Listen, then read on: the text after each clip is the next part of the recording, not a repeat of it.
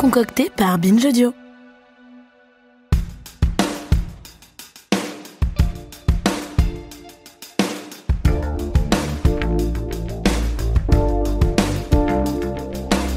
Les débats autour du budget ont eu le mérite, outre de nous débarrasser de François Bayrou, de mettre en lumière l'étendue du problème qu'entretient la France avec l'égalité. À commencer par l'égalité face à l'impôt. Si nous nous rêvons encore parfois en pays égalitariste par excellence, la réalité est que non seulement nous en sommes loin, mais qu'en plus, le simple fait d'esquisser l'idée de taxer un peu plus les grandes fortunes, qui sont les spécialistes pour éviter de participer à l'effort collectif, le simple fait de suggérer de leur en prendre un tout petit peu plus, ça suffit à faire de vous un dangereux agitateur d'extrême gauche. Autant vous dire que personne n'est vraiment prêt à s'attaquer au tabou ultime, au ciment de l'inégalité, l'héritage. Pourquoi est-ce qu'on est incapable d'avoir ne serait-ce qu'un début de débat sur les injustices profondes que charrie l'héritage ? Et comment pourrait-on imaginer une distribution plus équitable, plus égalitaire, justement ? C'est ce qu'on va se demander dans cet épisode. Je suis Thomas Rozek et vous écoutez Programme B.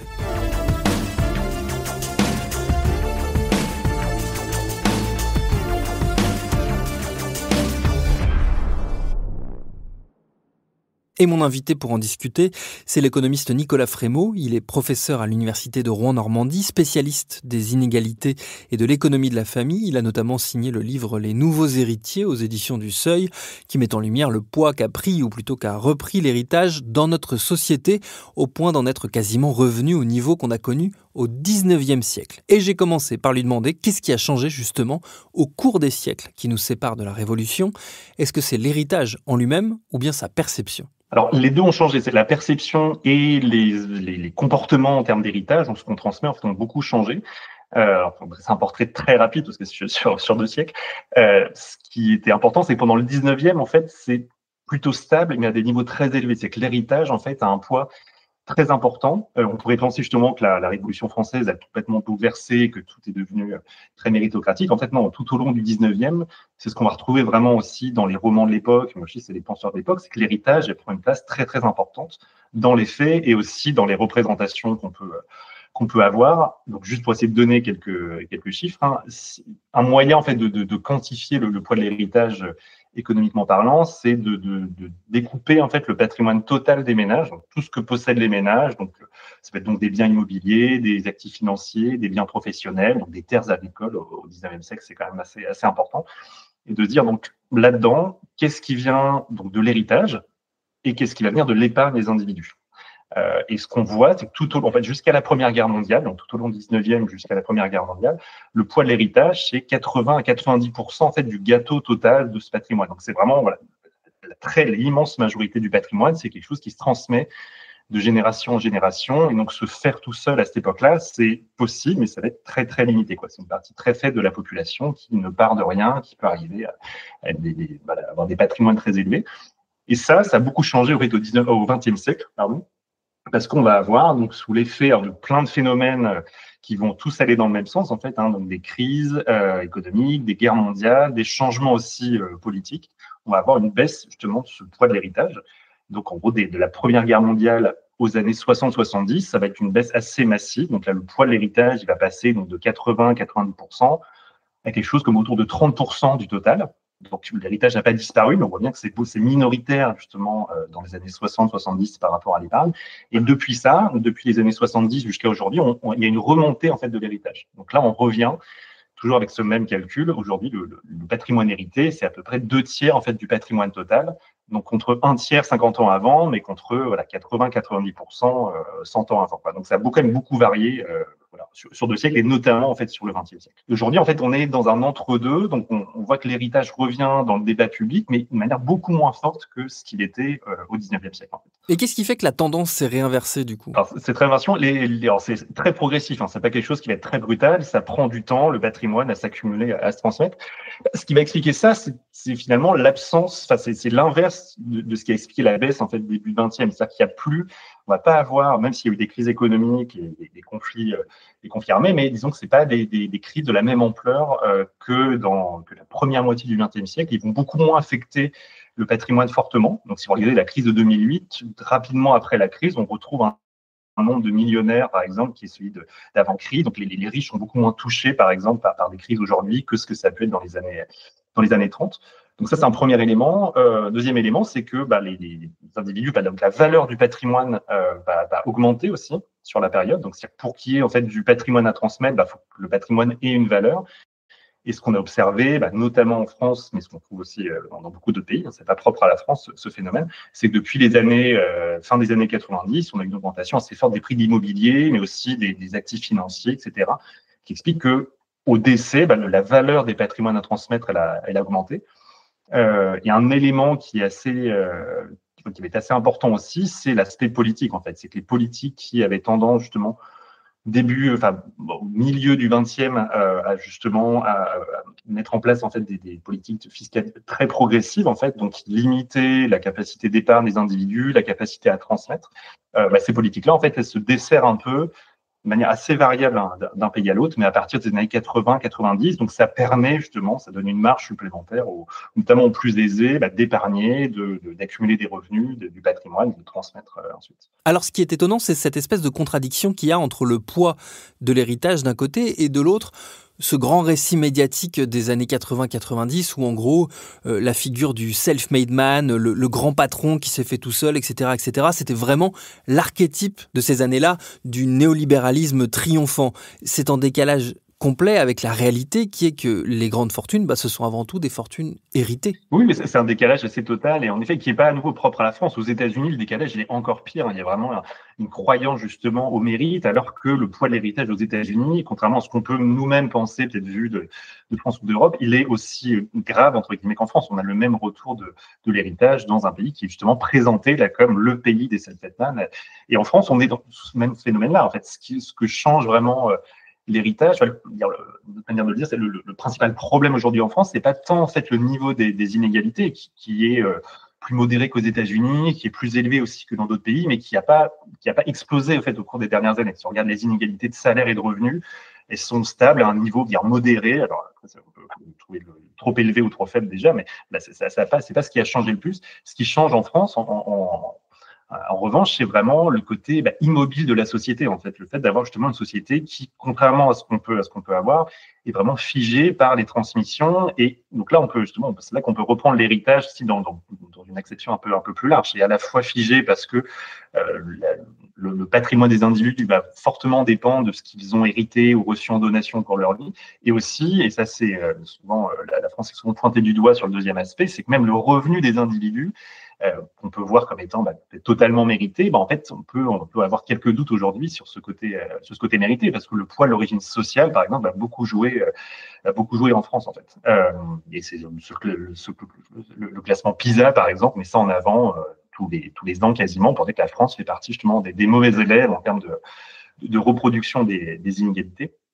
Donc en effet, c'est ça qui est assez troublant, c'est que le discours politique, ou même aujourd'hui, c'est dur de trouver des romans, par exemple, contrairement au 19e, qui vont mettre en avant ce poids de l'héritage et ce poids de la reproduction. Il y en a un peu, mais c'est plus un sujet aussi central par rapport à avant, alors qu'à nouveau, on est quasiment revenu, on exagérera un peu, au même poids que de l'héritage par rapport au 19e. Et il y a vraiment un retour aussi de la figure du rentier, donc des individus qui vont recevoir plus en héritage et en donation que d'autres vont gagner en toute une vie de travail. Donc c'est pas un retour, c'est pas un retour qui se fait de manière totalement égalitaire. Évidemment, vous avez vraiment un retour marqué de la figure du rentier. Et en effet, c'est pas du tout ce qui est perçu dans la population. On a clairement du mal à avoir ce débat-là politiquement parlant autour de l'héritage. Oui, c'est totalement. Là, on le voit très bien aujourd'hui, vraiment les questions d'actualité avec la taxe Zuckman. On va beaucoup insister sur le patrimoine du vivant des individus, donc ce que détiennent les individus, et notamment les plus aisés. Et c'est vrai qu'on pourrait se dire, finalement, entre un débat sur la détention de patrimoine ou un débat sur la transmission de patrimoine, finalement, les deux pourraient être mobilisés de la même manière, et puis on peut juger que les deux sont complémentaires aussi, qu'on peut faire les deux, et pourtant le débat, il a surtout porté aujourd'hui, notamment sur la partie détention. Et ça, c'est un peu dur à expliquer, parce qu'en effet, on a des vrais arguments pour dire l'héritage revient, on peut le quantifier de manière très nette. C'est un vrai phénomène, ça pose des vraies questions, peut-être encore plus finalement que le patrimoine vivant de justice sociale, parce que donc, le patrimoine hérité, par définition, il est hérité, donc il n'est pas lié à l'effort de l'individu, c'est juste lié à la pure chance d'être né au bon endroit au bon moment et à rien d'autre finalement. C'est grâce à vos parents, vos grands-parents que vous héritez, mais c'est pas grâce à votre effort à vous. Et ça pose aussi des vrais enjeux d'efficacité économique. Ce qu'on montre, c'est que ce qui a été montré, c'est que les sociétés très inégales, notamment justement quand c'est un héritage, c'est pas forcément des sociétés qui sont plus performantes non plus. Donc ça pose des questions sur plusieurs aspects. Et pourtant, on va en effet le laisser de côté. Bon, il y a plusieurs explications à ça. Souvent, on va se cacher derrière l'idée que l'héritage, en tout cas la fiscalité de l'héritage, elle serait justement très impopulaire et qu'en parler, d'un point de vue académique, ça pose pas de problème, mais d'un point de vue politique, ça serait risqué parce que vous pouvez potentiellement perdre des électeurs. Et c'est là qu'on va retrouver un clivage gauche-droite assez important. Mais même parmi les partis de gauche, c'est pas forcément ce qu'on va mettre en avant, un peu avec cette peur politique. Mais en tout cas, il y a aussi, au-delà de la politique, peut-être un manque de prise de conscience de la part de la population qui ne se rend peut-être pas compte de l'ampleur justement du phénomène du retour de l'héritage. Est-ce que le fait que l'héritage, ça touche à des questions intimes, à la famille, à la mort, à des questions même morales presque, je ne sais pas si c'est le terme le plus approprié, est-ce que c'est aussi un frein ? Oui, alors c'est dur à quantifier, mais c'est totalement central en fait dans le débat aujourd'hui. C'est pour ça qu'il y a une sorte de débat, de dialogue de sourds, entre d'un côté des économistes qui vont vous dire regardez des indicateurs, regardez vraiment des questions à la fois de la justice sociale et de l'efficacité économique. On a des vrais arguments, il y a de nouveau qui font quasi consensus. C'est ce qui est important, c'est que c'est pas juste gauche versus droite, c'est des économistes y compris relativement libéraux, des institutions relativement libérales qui poussent aujourd'hui pour que l'héritage se soit plus pris en compte. Et en face de ça, on a en effet une population qui va un peu se braquer, mais pas pour des raisons forcément économiques, mais vraiment pour des raisons morales en fait. Je pense que c'est vraiment le bon terme en disant justement que c'est un impôt, et c'est vrai, c'est pas du tout un faux argument, c'est un impôt qui arrive à un moment qui est compliqué, qui généralement vous avez rencontré l'héritage ou son imposition au décès de vos grands-parents ou de vos parents. Donc, c'est des moments qui sont évidemment compliqués à gérer. C'est le fait de toucher aussi au patrimoine qu'ont pu accumuler vos parents. Donc, il y a un côté, on va taxer l'altruisme justement parental. Et donc, c'est un impôt qui serait immoral de ce point de vue-là, qui touche à des valeurs qui seraient positives. Et après, vous avez d'autres arguments qui vont ressortir, mais il y a un dialogue de sourds entre d'un côté des arguments économiques et même philosophiques, et de l'autre côté des arguments qui seraient moraux. Ce qu'il faut bien avoir en tête, c'est que ces arguments-là, ils peuvent rapidement être aussi retournés. C'est qu'on sait très bien, juste pour l'argument moral, que il y a énormément, par exemple, de conflits qui se créent au sein des familles au moment d'un héritage, même quand les montants en jeu ne sont pas forcément très élevés. Donc, le côté altruiste, moral de l'héritage, on voit très bien que on peut aussi la représenter aujourd'hui dans des séries, dans des films, par exemple. Ça pose question. Donc, les parents ne sont pas toujours hyper bienveillants vis-à-vis de leurs enfants, par exemple. Et juste pour prendre le cas extrême des États-Unis, la question du testament qui déchire la famille, c'est une représentation qui existe vraiment. Donc, mettre sur un piédestal les parents et l'altruisme familial, évidemment, les parents veulent souvent le meilleur pour leurs enfants, mais des fois, c'est un peu plus compliqué que ça quand même. Donc, se baser seulement sur cet argument-là, c'est un peu faible. Mais en effet, c'est un débat qui porte sur deux visions différentes, on va dire, de l'héritage. Alors, la fiscalité sur l'héritage, elle existe, on paye des impôts lors des successions. Est-ce que le système est insuffisant ? Alors, un des problèmes, et là, je ne sais pas être trop long, c'est le problème de l'impôt aujourd'hui en France, c'est qu'il existe, et il est souvent présenté comme étant déjà existant et déjà important, très progressif.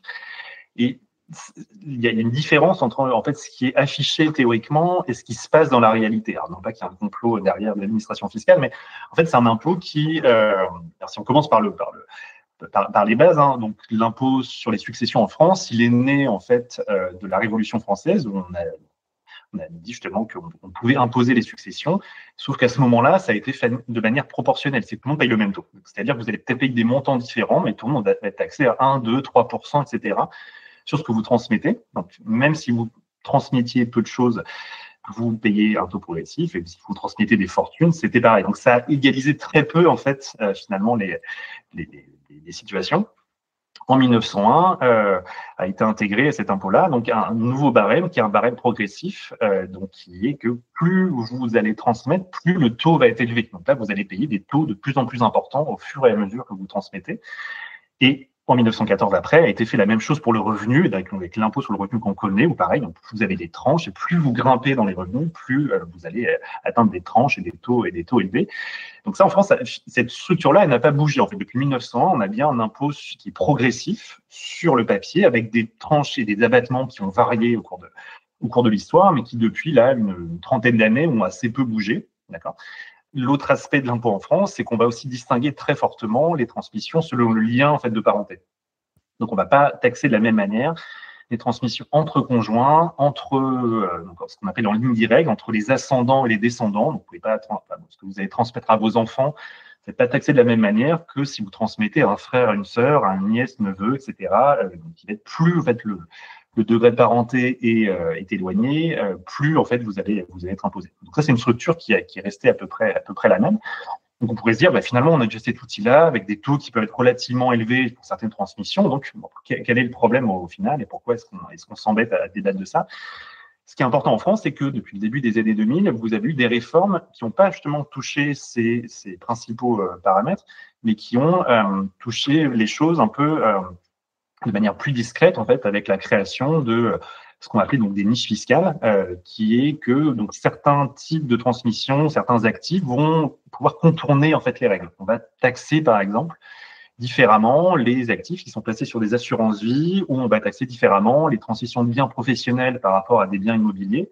Donc tout ça en fait a contribué, même si c'est pas visible en fait à l'œil nu, on va dire, a contribué à diminuer en fait de manière assez forte le caractère progressif de l'impôt. Sur le papier, on a quelque chose qui est progressif, qui taxe davantage des gros héritages. Dans les faits, en fait, vous pouvez facilement échapper à cette taxation avec les bons dispositifs, quoi. Et donc, ce qui a été montré dans un rapport, dans une note du Conseil d'analyse économique, c'est ça, c'est que le taux, en fait, qui est souvent brandi, qui est donc le taux de 45%, donc qui est le taux maximal que vous pouvez atteindre pour les transmissions en ligne directe. Donc, il va seulement s'appliquer à partir de 1,8 million, donc déjà pouvoir l'atteindre. En fait, il est quasiment payé par personne parce que, justement, quand vous atteignez si vous aviez assez de patrimoine pour atteindre ce montant-là, souvent, en fait, vous avez déjà constitué un patrimoine différent aussi en misant sur des biens professionnels ou en misant sur des assurances-vie, etc. Donc, le taux, en fait, est gentillement payé par les 0,1% les plus riches, par exemple. On pourrait se dire, ils vont payer 45%, qui sont vraiment très, très hauts dans le barème. Mais en fait, le taux effectif pour eux, c'est plutôt autour de 10%, parce qu'ils vont bénéficier de plein de dispositifs plus ou moins compliqués. Et donc, on passe de 45 théoriquement à 10% derrière. Donc, ils payent toujours plus que zéro. Donc, on garde toujours quand même un aspect progressif.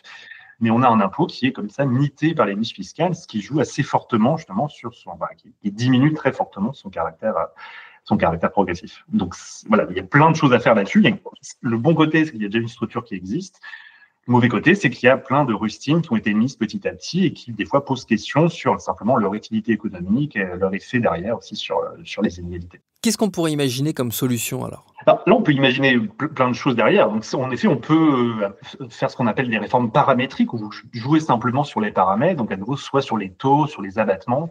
On pourrait se dire, touchons aux niches fiscales et peut-être que le fait de pouvoir transmettre votre patrimoine professionnel quasiment, avec une très grosse décote, peut-être qu'on pourrait pas forcément le supprimer, mais le limiter, par exemple, aux PME ou le limiter à des tailles d'entreprise. Parce qu'un des problèmes de ces niches fiscales, la plupart du temps, c'est qu'elles sont illimitées, en fait, en termes de montant. Si vous transmettez une entreprise de 200 000 euros, une entreprise qui vaut 15 milliards en bourse, c'est exactement le même dispositif. Donc, le gain va être beaucoup plus important, évidemment, si votre entreprise, c'est déjà une multinationale qui vaut beaucoup.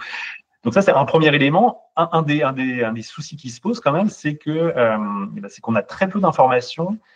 Ça paraît un peu aberrant, mais très peu d'informations sur qui utilise quoi, en fait. Un des grands enjeux aujourd'hui justement de la fiscalité des successions, et puis de la documentation en fait, de l'héritage, c'est qu'on a très peu d'informations, donc c'est dur de savoir qui fait quoi.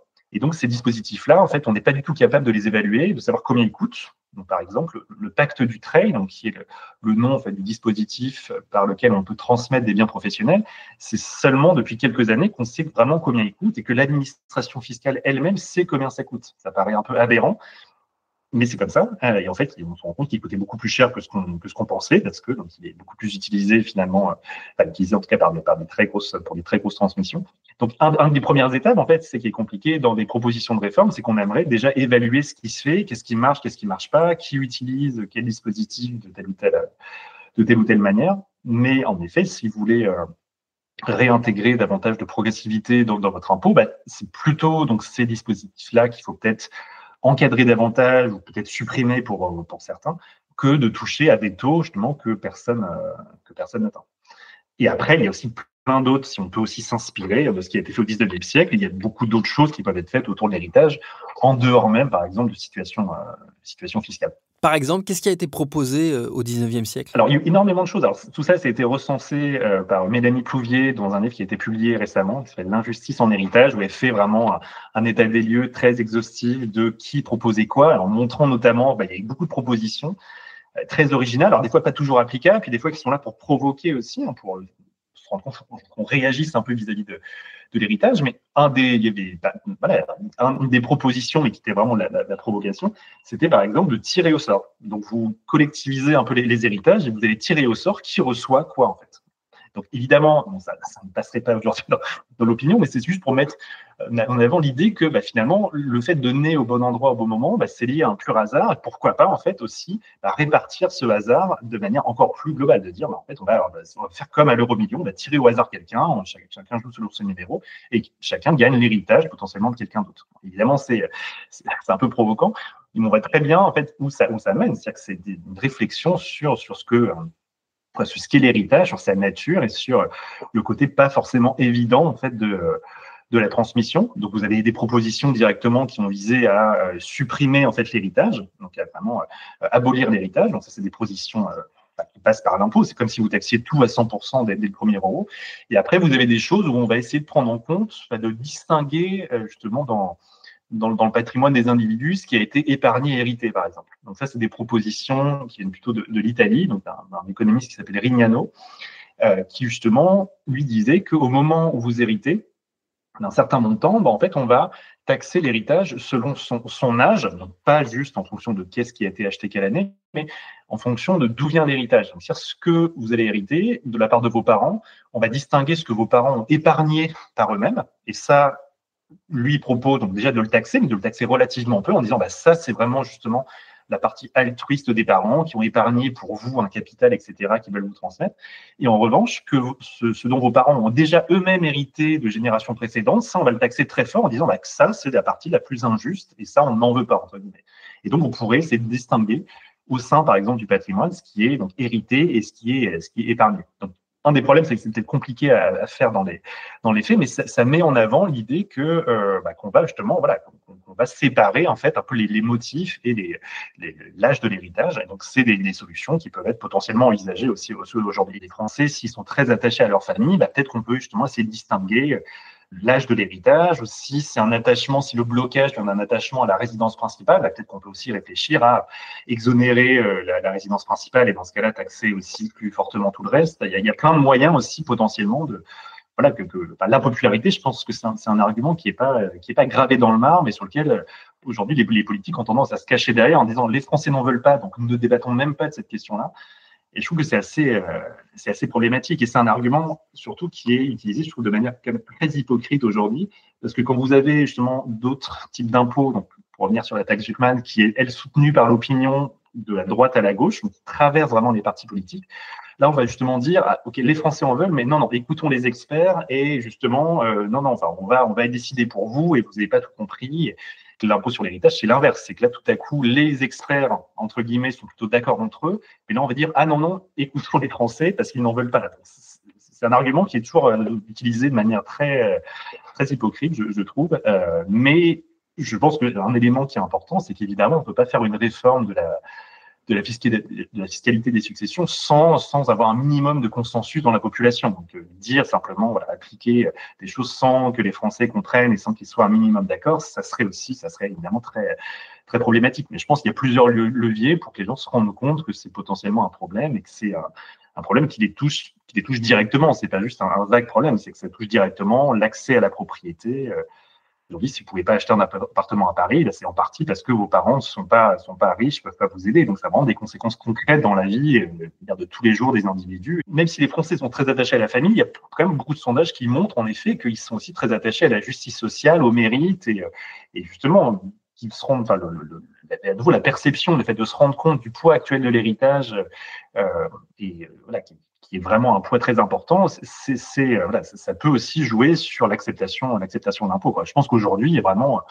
une sous-estimation aujourd'hui du poids de l'héritage et que ce soit par des figures patronales, mais de manière générale dans la société, c'est un élément qui est assez inquiétant à nouveau sur plusieurs aspects. Et c'est notamment une question démocratique à l'heure où les grandes fortunes collectionnent les groupes de médias comme des Pokémon, avec une grosse envie d'en faire le véhicule pour des projets très très politiques. Merci à Nicolas Frémaux pour ses réponses. Programme B, c'est un podcast de Binge Audio préparé par Charlotte Bex, réalisé par Jude Rigaud. Tous nos épisodes, les anciens comme les nouveaux, sont à retrouver sur toutes vos applis de podcast préférés. Cherchez-nous sur Internet si vous voulez nous parler. Et à très vite pour un nouvel épisode.